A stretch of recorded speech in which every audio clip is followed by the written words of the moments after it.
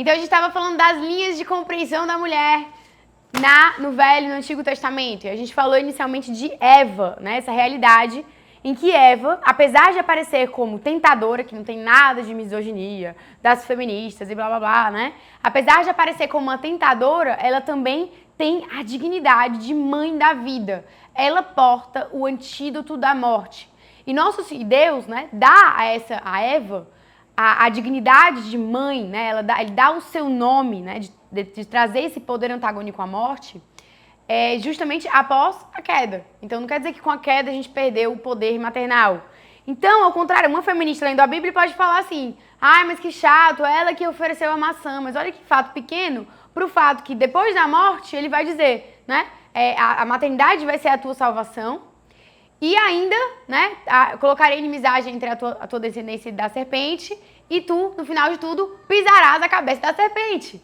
Então é algo muito mais, pisar a cabeça de uma serpente, não é a imagem de uma mulher fragilizada, fresca, frívola, né? Não, muito pelo contrário, prestem atenção na força da mulher. Então a leitura da Bíblia, inclusive às vezes vem defasada.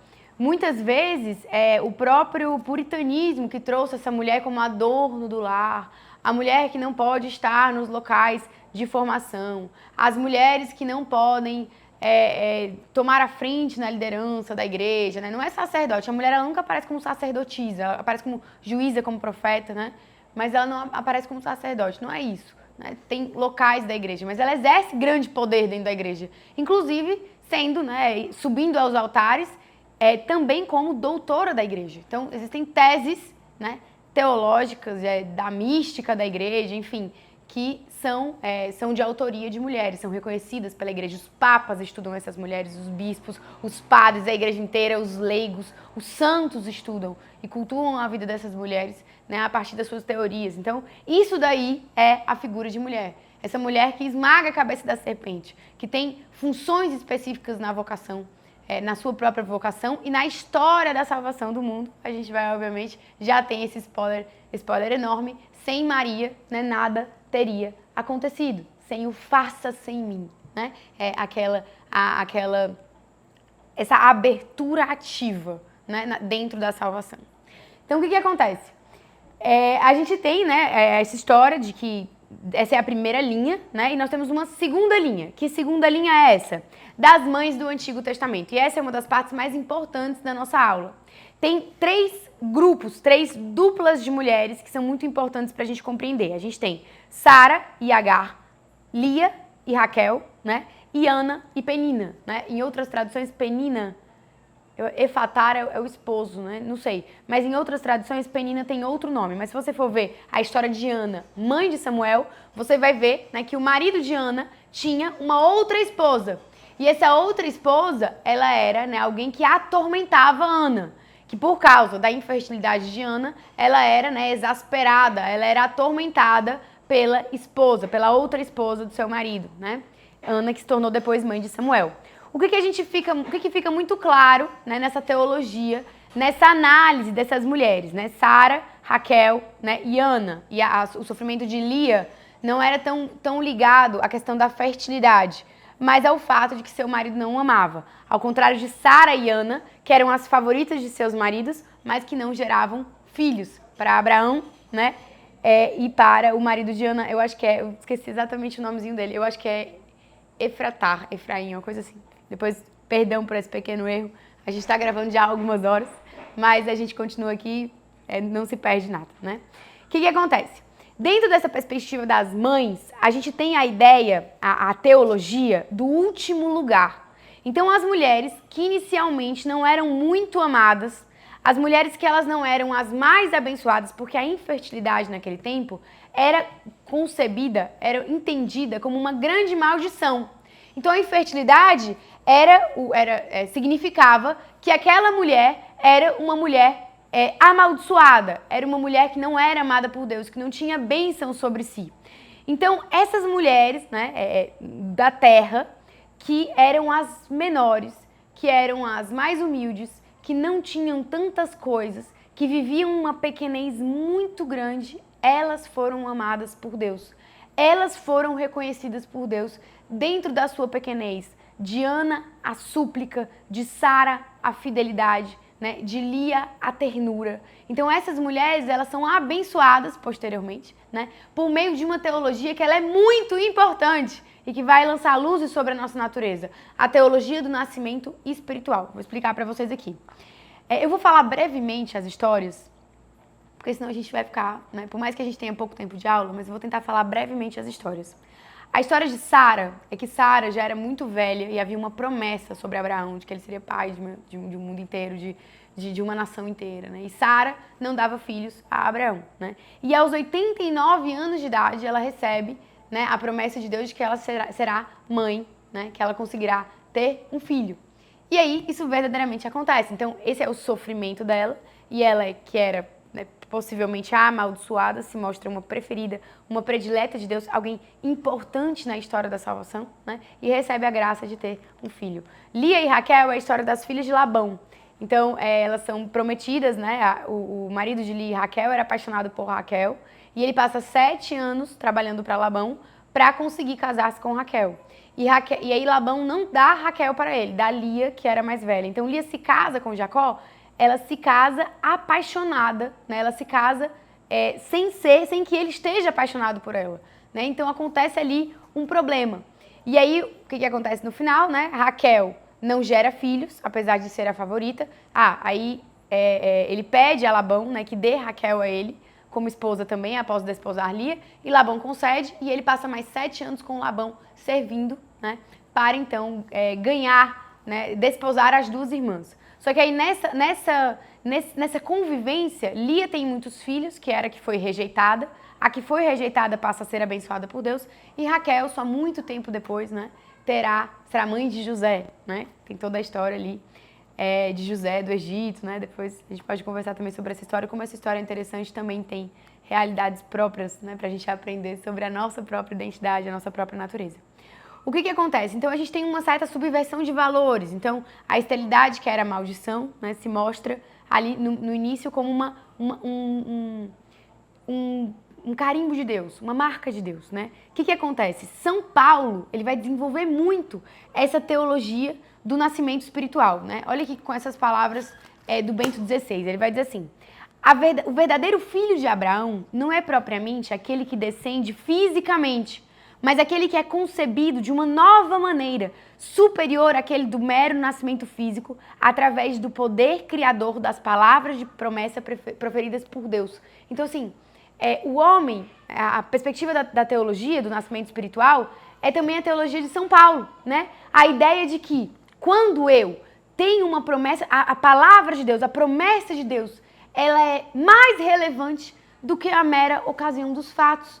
Do que eu ir ali e fazer o meu filho porque eu sou muito fértil, porque o meu marido é muito fértil, porque nós somos os melhores. Eu me lembro que quando eu tava casada, né? Quando eu tava casada, assim que eu me casei, eu cheguei, né, pro Rubinho e eu falei assim: certeza a gente vai engravidar muito rápido. A gente tem que fazer o Billings esse primeiro mês, porque certeza a gente vai engravidar muito rápido. Porque eu sou atleta, eu faço crossfit, eu me alimento super bem, eu sou a menina do alto rendimento, você é médico, tem uma vida saudável e tal, então certeza a gente vai engravidar muito rápido, né? E aí realmente eu engravidei muito rápido, mas assim que eu engravidei, eu perdi, né? Perdi uma trompa, tive problemas ali na minha anatomia, né? Do meu sistema ali reprodutor, tive problemas um pouco graves, né? E aí começou a nossa jornada com a infertilidade, graças a Deus cessada por pura misericórdia de Deus. Mas entendam, quando a gente passa por esse período, é como se Deus quisesse reafirmar a propriedade dele na vida daquela criança. Este é o filho da minha promessa. Esta criança foi concebida a esta mulher infértil. A própria virgindade de Maria é encarada como uma impossibilidade humana, ou seja, é a pura vontade de Deus. É afirmar novamente a vontade de Deus, né? A promessa de Deus sobre a vida desses personagens, né? Então, a vida física, como uma grande riqueza, né, só acontece atrelada à perspectiva da promessa que a faz, né, plenamente ocorrer. Então, o que acontece? Na história, eu contei pra vocês a história de Sara, de Raquel e Lia, né? E tem a história de Ana. Ana, eu contei pra vocês um pouquinho, né? Ela era casada com um homem, e quando ela foi casada com um homem, ela se casou com um homem e nesse casamento ela era a favorita dele, sendo que ele tinha uma outra esposa e essa outra esposa gerava muitos filhos para ele, né? E ela era favorita, mas quando eles subiam para fazer os cultos, ele entregava uma determinada porção para a esposa que tinha muitos filhos, dobrada para ela só um pouco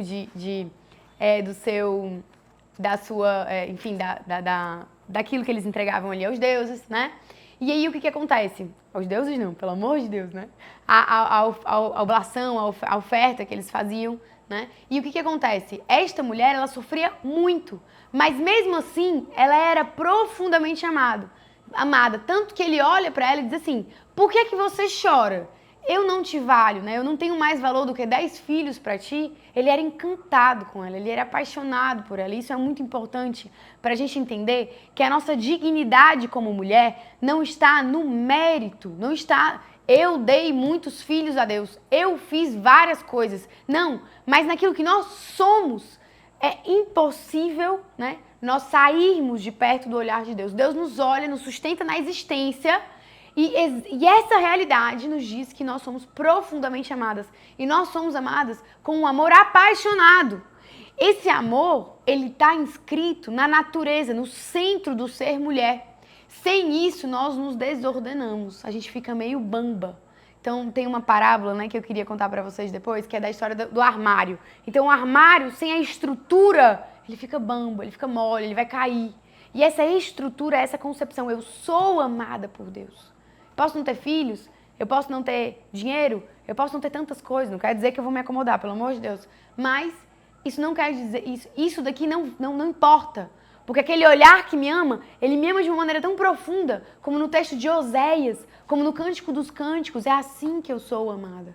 A contemplação desse amor é muito importante para a nossa vida, porque senão a gente fica bamba, a gente fica frágil, a gente começa a mendigar amor, a barganhar valores, né? E tudo isso traz para a nossa vida, traz para a nossa história, né? Para a nossa própria história, problemas, feridas, faltas, carências, né? Que nos fazem muito mal. É por isso que a nossa oração, ela tem que ser a primeira ação do nosso dia, principalmente quando a gente é mulher. A primeira oração do meu dia tem que ser esse, porque existe uma estrutura da alma feminina que carece da percepção constante desse amor apaixonado de Deus, né? Então, como Ana, nós também ouvimos do nosso esposo, né, que é Jesus.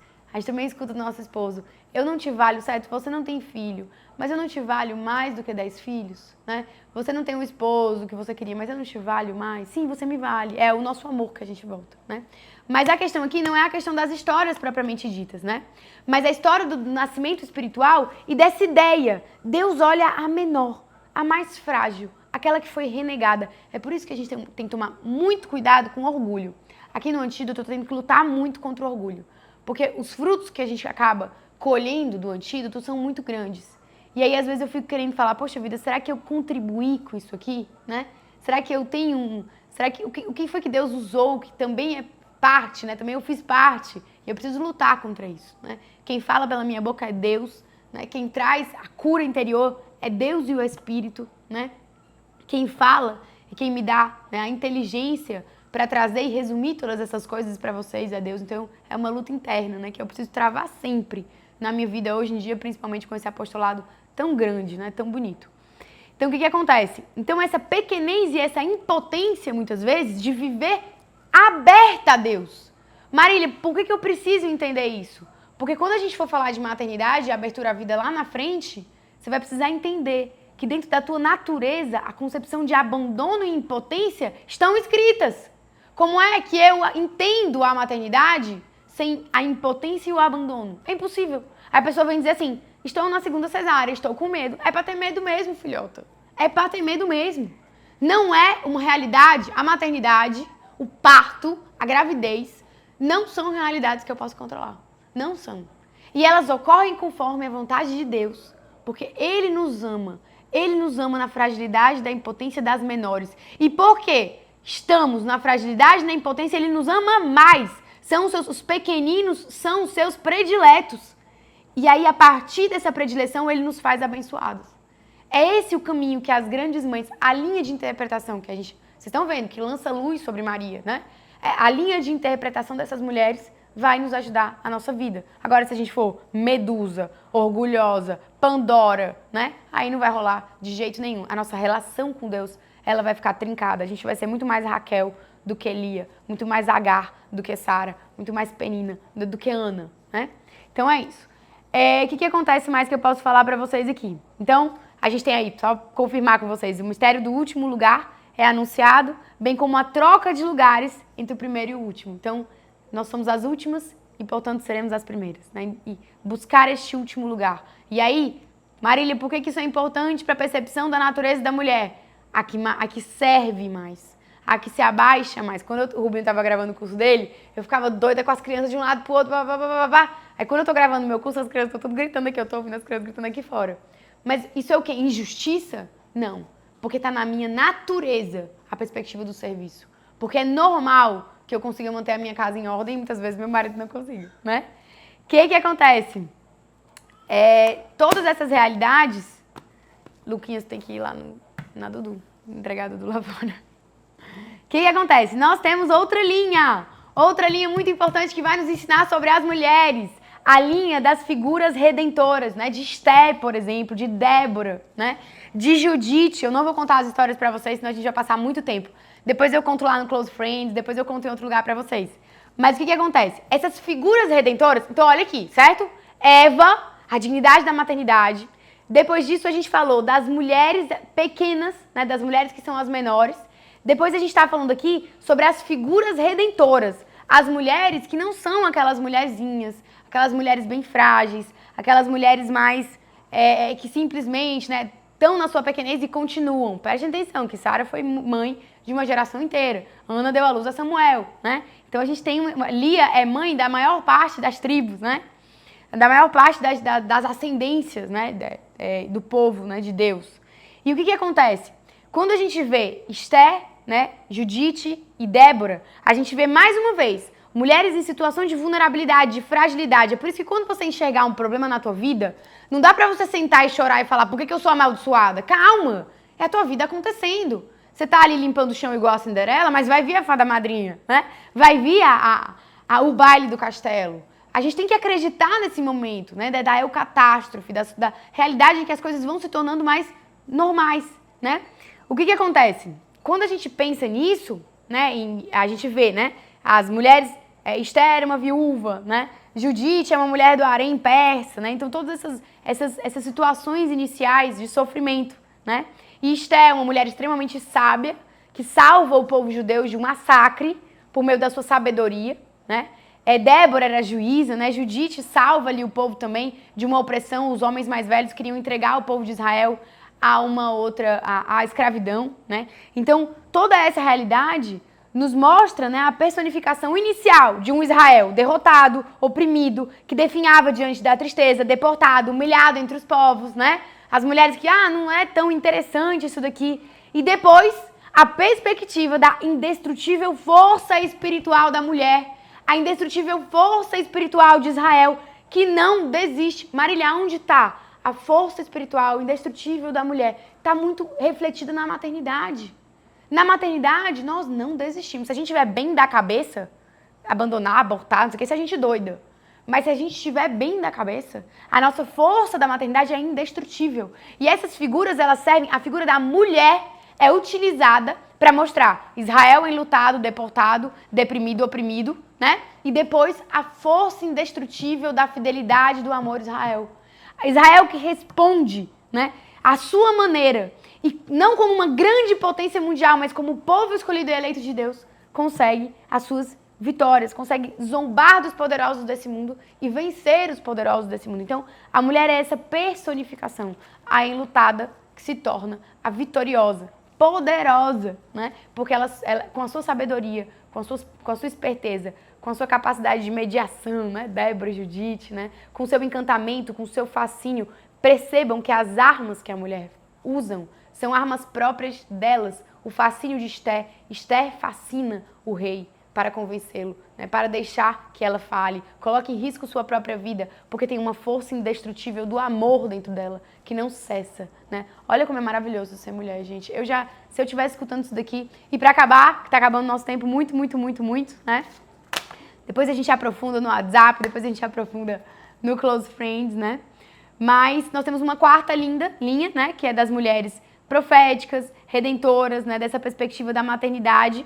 E também a quarta linha, ela está mais ligada à perspectiva de Israel, que é encarado como uma figura de uma mulher, né? Então, após essas linhas das mulheres proféticas, me confundi aqui, né?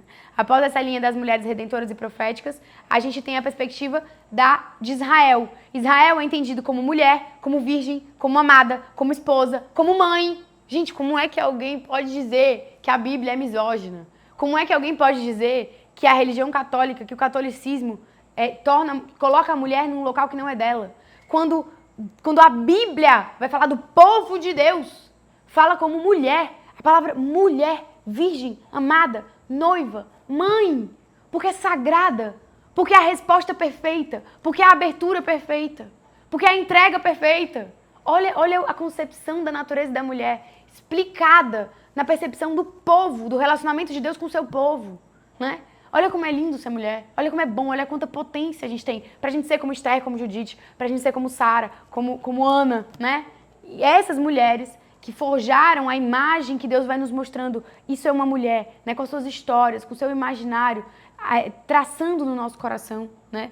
Essa perspectiva das grandes mulheres, né? E da própria relação dele com o seu povo, com a alma, né? Porque o que seria o Cântico dos Cânticos, se não um canto até meio erótico, né? Se não fosse essa imagem, essa expressão perfeita, né? E aí a gente tem, com isso, Oséias, né? Que também é um canto de amor ao povo de Deus, né? É aquela história que eu falei pra vocês. Fica muito claro que Deus não é um Deus de vassalagem, de pacto de defesa. Deus é um Deus de amor entranhado. Então, se nós não passarmos aí para a nossa oração, abertas a esse amor profundo, dificilmente a gente vai resgatar a nossa identidade. Porque é o amor dele por mim que me traz a força indestrutível do amor, que me traz a capacidade de suplicar a Deus como Ana, que me traz a capacidade de olhar para o meu povo e ver o que ele precisa, que me dá a capacidade de evitar um massacre, né, como Esther, que faz com que eu não entregue o meu povo, como Judite. Então, todas essas histórias, elas são importantes, né? Porque elas mostram a minha relação. E qual é o meu pedido hoje para vocês? Voltem para a oração. Imediatamente voltem para a oração. Porque somente na oração nós teremos, a partir de Deus, a visão daquilo que nós verdadeiramente somos, né? Senão, seremos para sempre uma simulação de qualquer coisa. Para acabar, né? Em último momento, passei muita coisa aqui para vocês, a gente está com a sabedoria, a perspectiva da sabedoria, né? Então, a sabedoria, pelas perspectivas cristocêntricas, ela é encarada como Cristo, né? Cristo é a sabedoria encarnada. Mas existem algumas linhas teológicas, né? Inclusive abarcadas por Bento XVI, que dizem que a gente pode entender a sabedoria como a mulher, né? Como a resposta ao verbo. A sabedoria é dizer sim ao verbo, é o fiat, né? Então, a gente vai ver em alguns livros bíblicos, né, essa perspectiva de que na hora que a Virgem Maria responde de maneira aberta, e olha a perspectiva da abertura à vida que é tão presente na nossa história, né, que ela diz sim ao plano de Deus. E aí a gente tem que agradecer, né, a abertura à vida, não somente a Maria, mas a Santa Ana e a tantas outras mulheres que nos trouxeram homens que mudaram o mundo, né, e que foram elas mesmas capazes, por meio da força da maternidade ou da virgindade, né, de mudar o mundo. Então são essas 5 linhas, né, que nos fazem compreender e perceber como Deus vai traçando a imagem da mulher pra gente no Antigo Testamento, né? Em breve, com a graça de Deus, nós falaremos de Maria, só de Maria, né? Na nossa próxima aula a gente vai falar só de Maria e a gente vai compreender, primeiro, como todas essas realidades nos trouxeram a figura de Maria, foram elementos prenhes de promessa para a vinda de Maria, né? E como Maria vai nos servir, então, como modelo máximo, porque essas mulheres, elas são algum modelo para nós. Elas são a história sagrada que Deus nos conta, mas o modelo máximo, real, encarnado, vivo, com quem nós nos relacionamos, né? É a Virgem Maria. Então, aguarde as próximas aulas. Você não perde por esperar. Eu tô aqui para vocês, para qualquer dúvida. Me perguntem no Close Friends, vou abrir já a caixinha. Vou abrir no WhatsApp também, se vocês precisarem. Estou aqui 100% para vocês. O que a gente quer é um movimento de mulheres cada vez mais fortes e cada vez mais consonantes com a sua própria natureza. Um grande beijo e até a próxima!